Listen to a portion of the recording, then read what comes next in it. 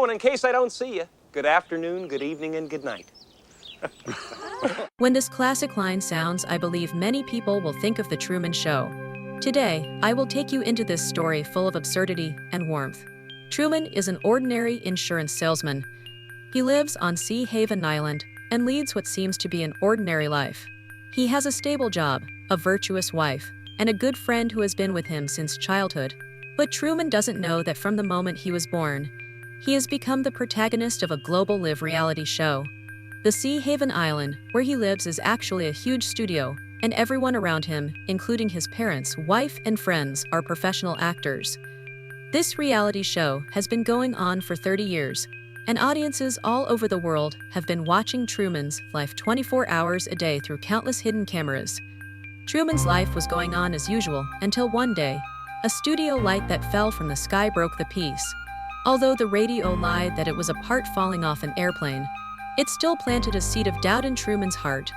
Then his father, who was supposed to have drowned, suddenly appeared and was forcibly taken away by mysterious people, which made Truman even more suspicious of everything around him. Later, Truman accidentally heard the radio frequency being crossed, and the real-time broadcast of the staff about his actions came out. He began to be convinced that his life was being controlled by others. As Truman's doubts deepened, more flaws emerged. The same people and vehicles that appeared every day. His wife, who was a nurse but didn't know anything about medicine, and always inserted advertisements. The exposed flaws in the hospital scenes. Truman decided to escape from this false world, to find his first love, and to pursue the freedom that truly belonged to him. However, how could Christoph, the show's producer, let Truman leave so easily?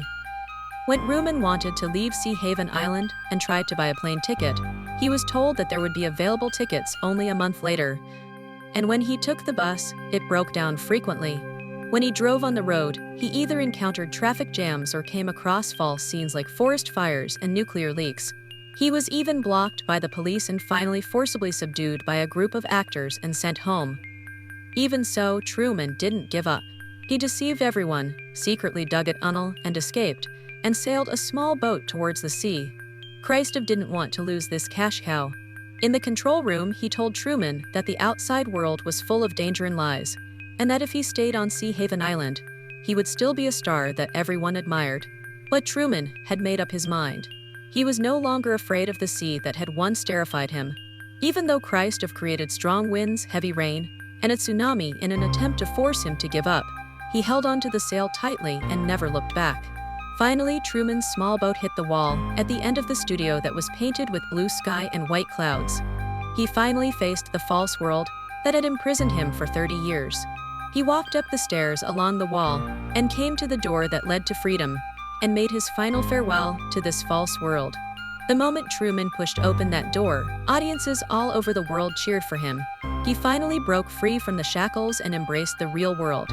While we cheer for Truman's courage to pursue freedom, should we also think about whether our own lives are also bound by invisible shackles? Should we choose to live numbly in a false comfort zone, or bravely take that step and embrace the unknown but real world?